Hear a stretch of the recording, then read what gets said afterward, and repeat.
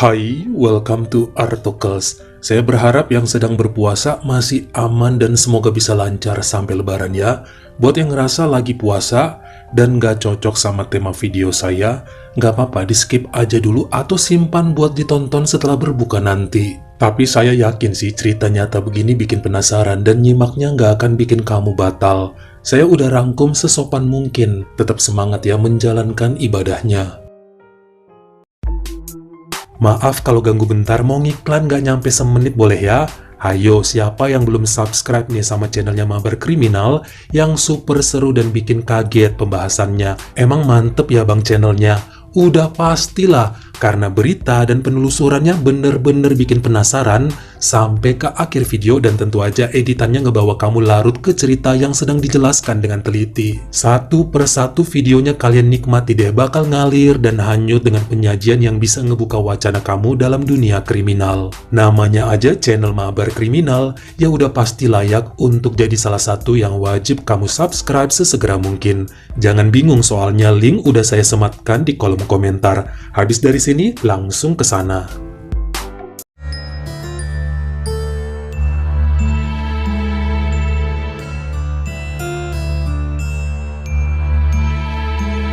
Pada bulan Juni 2021 malam, Bapak Lambo Buahrong mendatangi rumah ayahnya di daerah Savannakhet, negara Laos setelah seharian capek ngurus kerjaan sebagai pimpinan di perusahaan distribusi sabun mandi dan sabun cuci piring yang dulunya adalah milik sang ayah.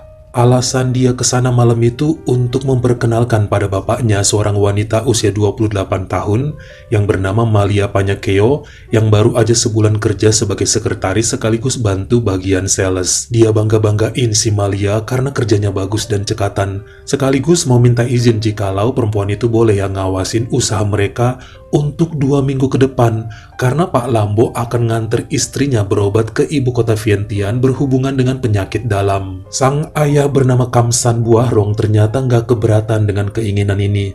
Lagian kalau cuma ditinggal 2 minggu harusnya 8 karyawan yang lain masih bisalah ngatur semuanya, nggak harus cari pemimpin sementara. Tapi bagi sang putra ya biar bapaknya bisa kenalan sekalian sama Malia yang saat ini menjadi bintang di perusahaan kecil mereka. Pak Kamsan Buahrong adalah duda berusia 69 tapi masih sangat bugar dan banyak melakukan aktivitas untuk kesegaran tubuhnya. Selain punya perusahaan sabun yang dikelola Lambo, dia juga punya usaha pinjaman koperasi serta kafe yang dikelola 2 putra lainnya di kota Luang Namta. Tapi yang kafe sempat tutup setahun kemarin karena pandemi. Lelaki tua itu juga punya dana pensiun dari pekerjaannya di kantor pariwisata daerah Savannakhet dan hobinya di usia hampir 70 tahun ini adalah motor-motoran sana-sini, main ke curug, wisata hutan bersama komunitas seumuran, dan tentu aja yoga serta berlari. Lambo adalah putra sulung yang tinggal tepat bersebelahan dengan rumahnya. Usianya 49 dan istrinya Nini usia 45 punya permasalahan dengan bagian buah di dadanya.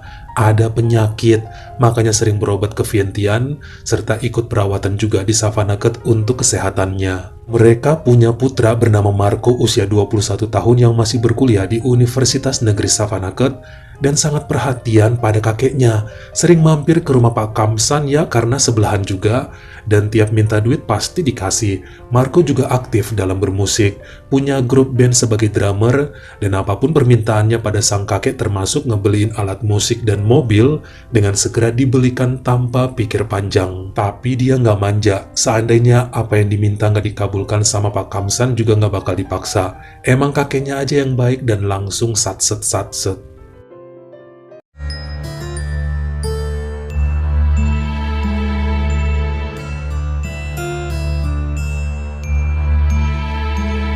Semenjak diajak ke rumahnya, akhirnya Pak Kamsan jadi rajin datang ke tempat usahanya untuk bantu ngawasin kerja karyawan, sekaligus bantu ngawasin kemolekan tubuh Malia. Dia tertarik dengan gadis tersebut yang sangat cekatan dan berwajah malaikat, bening dan menghanyutkan. Bahkan saat putranya udah balik dari berobat juga tetap aja sering nongkrong di kantor, ngopi-ngopi sambil jelalatan ngeliatin Malia yang bekerja sambil geol-geol. Hal ini jadi perhatian Lambo yang curiga bahwa bapaknya lagi ngincer si Malia karena udah berbulan-bulan begitu terus. Makanya dia langsung nanyain apakah suka sama karyawan mereka itu, dan dengan ligat lidahnya bilang sangat suka banget. Hingga suatu hari di akhir Juli 2021, dengan nekat ngajak kencan wanita tersebut yang tidak ditolak sama Malia. Bahkan kemudian diajakin jalan-jalan, olahraga, dan mancing bareng juga mau. Dibonceng naik motor juga oke banget. Sesekali Kamsan dengan sengaja mencium rambut wangi Malia yang aromanya kayak taman surgawi. Tentu aja gadis itu tahu bahwa dia sedang dideketin, nggak menolak dan ngaku sedang jomblo, baru ditinggal nikah sama mantannya. Lelah menjalin hubungan lama, ujung-ujungnya putus juga. Itulah mengapa saat Pak Kamsan pun menyatakan isi hati dan berniat ngajak nikah, langsung aja diterima. Meskipun sempat mendapat penolakan dari anak-anaknya, terkhusus Lambo dan Nini yang curiga bahwa si Malia cuma pengen ngejar harta bapaknya. Tapi namanya jodoh nggak bisa ditolak, dan terjadilah perkawinan di antara dua orang tersebut pada 10 September 2021 dengan perbedaan usia itu 40 tahun. Jadi 69 dan 29 tahun. Sejak menikahnya pasangan itu, ada sedikit jarak terjadi antara Kamsan dengan putranya. Kayaknya si Lambo cemberut terus bawaannya dan sering cuek sama Malia kalau pas lagi mampir ke rumah mereka. Diajakin ngobrol sama Malia pasti buang muka atau nggak direspon sama sekali. Terkhusus sekarang Malia kan udah nggak kerja lagi atas perintah Pak Kamsan. Ini sempet ya ditanyain sama sang putra, apakah dia masih nggak terima dengan pernikahan ayahnya? Apa takut semua harta akan diambil oleh Malia? Atau ada kegelisahan lain makanya kok sikapnya aneh begitu tiap kali ngeliat ibu tirinya tersebut? Namun Lampu nggak mau kasih alasan yang jelas dan cuma bilang, santai aja Pak. Kamsan terima dengan sikap tersebut. Mungkin emang beneran yang mereka semua takut kehilangan warisan atau nggak mau punya ibu tiri yang justru usianya lebih muda dari mereka. Namun dia pertegas pada semua anaknya bahwa nggak ada yang akan kehilangan warisan. Nggak akan Malia ngambil hak anak-anaknya. Bapak hanya perlu teman untuk ngejaga dan ngurus di masa tua. Hasrat bapak masih membara dan juga gelora biologis masih sepanas pijaran lava. Tolong dimaklumi tanpa dibenci. Ini yang kemudian bikin anak-anaknya mulai ikhlas dengan situasi terbaru rumah tangga ayahnya. Tanggal 24 November 2021 saat Pak Kamsan sedang ikut pertandingan catur bersama komunitasnya, Lambo mendatangi rumah ayahnya dan ketemu langsung sama Malia yang kebetulan sedang ngurus laundry di dapur. Dia marah sama perempuan tersebut karena sejujurnya di antara mereka pernah terjalin cinta rahasia. Malia bisa kerja di perusahaan mereka karena mohon-mohon agar diterima setelah nganggur setahun akibat pandemi. Lambo ngajak pacaran diam-diam, makanya bisa jadi sekretarisnya. Kok setelah dikenalin ke bapaknya malah nerekam Pak Kamsan dan melupakan dirinya. Perkelahian pun terjadi yang sempat bikin Lambo menampar Malia dengan keras. Makanya kemudian cewek itu minta maaf dan juga ngaku bahwa dia udah terlalu capek jadi pacar rahasia. Mending ama yang pasti-pasti aja, yaitu Pak Kamsan yang niat nikah dan menjamin kehidupannya. Lambo bilang kalau masalah duit dia bisa kok ngasih terus, harusnya nggak usah kawin juga sama bapaknya. Namun semua udah telat, waktu nggak bisa diputar. Saat itu langsung aja Lambo melumat bibir Malia dan disuruh melayaninya saat rumah sepi. Sebenarnya hal ini kemudian sering terjadi saat Pak Kamsan tidak di rumah.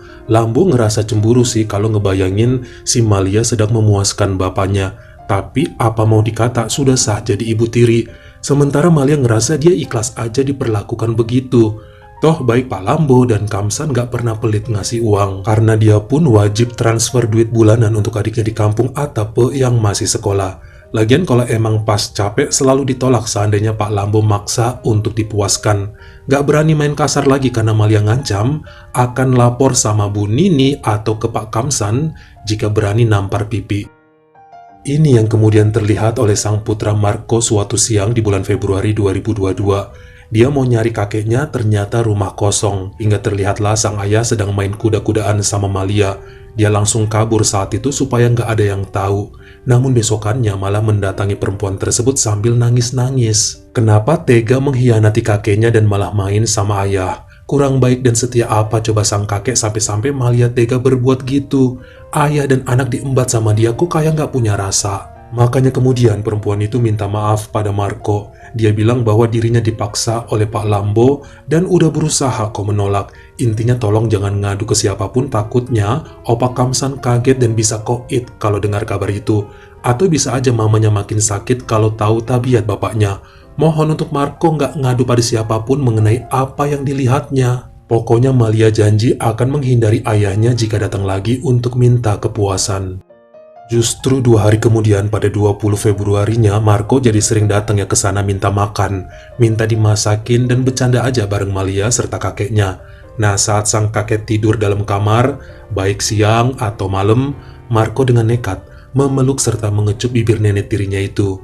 Baginya Malia terlalu cantik buat kakek atau ayahnya, harusnya ya dia yang dapet. Makanya saat perempuan tersebut nggak melawan, ya udah sekalian aja dihajar habis-habisan dalam beberapa jam yang bikin hubungan mereka makin dekat tiap hari. Sekarang si Malia makin kerepotan, karena Lambo pun begitu juga datang seenaknya minta kepuasan, tapi sering ditolak walaupun marah dan ngamuk. Capek juga kali ya semua mau dilayanin. Tapi dia dalam sebulan terakhir udah nggak pernah mau disentuh sama Lambo, hingga mulai terjadi lempar-lemparan barang sampai Pak Kamsan curiga, serta menuduh putranya itu nggak tahu malu. Akhirnya Malia pun nangis dan mengadukan pada suaminya mengenai perbuatan Lambo selama ini, mengenai hubungan mereka sebelum dinikahi oleh Pak Kamsan, sampai mengenai pemaksaan yang hampir tiap hari dilakukan oleh putranya itu secara kasar. Malia udah sampai pada titik jenuh, makanya ngomong aja langsung dan ini bikin kakek tersebut ngamuk berat. Dia marahin Lambo yang melawan dan menghina ayahnya karena dianggap sebagai pria tua gatal. Bukannya tobat dan nikmati masa tua, malah kawin lagi dan milihnya yang bening pula. Pokoknya ribut sampai Bu Nini juga ikutan nangis akibat kegaduhan tersebut. Ini yang kemudian ngebuat Malia nggak berani berada di sana, lalu kabur pada Jumat 17 Maret 2022 ke kampung halamannya di kota Atape. 2 hari kemudian Pak Kamsan coba hubungin sang istri namun nomornya nggak aktif. Tapi dia baru sadar bahwa uangnya sudah menghilang dari rekening utama senilai hampir 300 juta KIP atau sekitar 220 juta rupiah yang dialihkan ke nomor rekening pribadi istrinya. Dia nggak keberatan karena emang dulu perjanjiannya uang dalam rekening utama akan jadi milik bersama.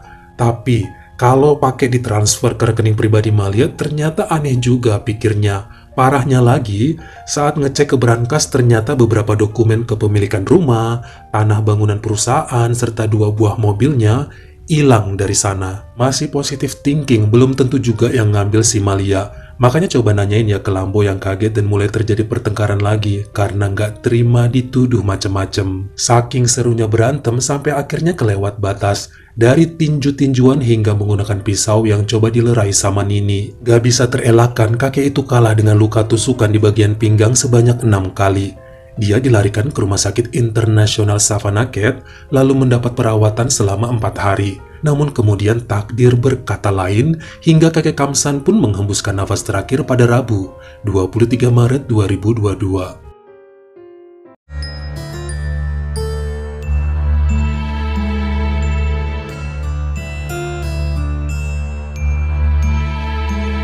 Tentunya dari keterangan yang sempat disampaikan Pak Kamsan waktu dirawat kepada anak-anak lainnya, semua kaget dan langsung ngelapor polisi. Pengejaran terhadap Malia pun dilakukan. Perlu waktu 2 minggu sampai perempuan itu terlacak dan ditangkap di rumah saudaranya di Atape bersama sejumlah uang serta dokumen-dokumen harta milik suaminya. Awalnya cuma diam aja, sampai selanjutnya bersama pengacara Anosone, mereka berani ya mengungkapkan bahwa uang dan juga dokumen yang dibawanya emang milik dia. Udah dikasih oleh Pak Kamsan beberapa bulan sebelum dirinya kabur. Toh sampai saat ini dia kan masih berstatus istri kakek tersebut. Jadi harusnya resmi itu harta bersama dan tidak bisa dituduh sebagai penipu atau pembawa kabur harta suami. Namun pihak keluarga kemudian memiliki rekaman suara dari Kamsan saat di rumah sakit yang bilang dia nggak pernah menyerahkan dokumen itu pada Malia. Semua harta warisan yang ada harusnya milik 3 anaknya. Kalau uang silakan diambil oleh istrinya nggak apa-apa.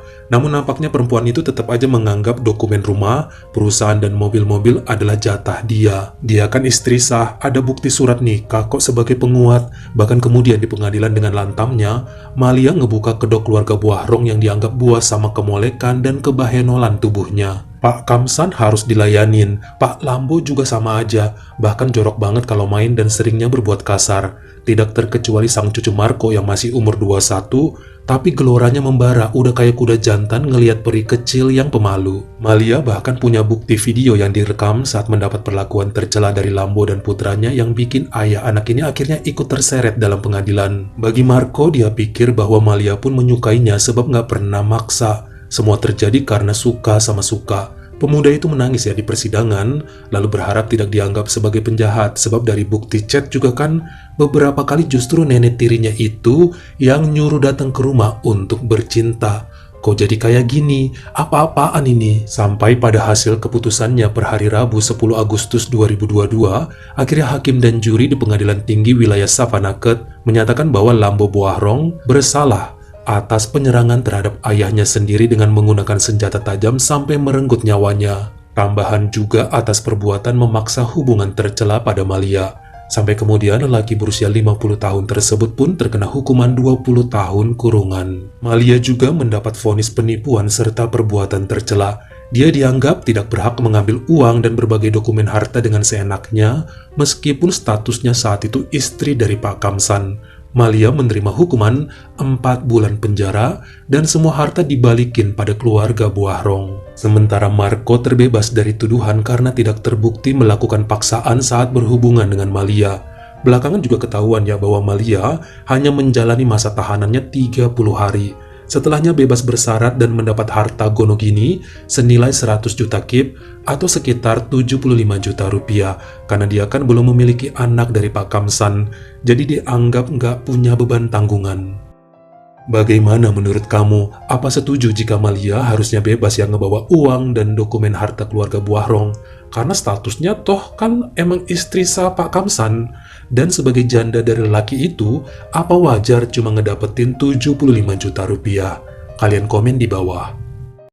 Kalau kamu suka sama video ini, jangan lupa klik like serta tombol share-nya.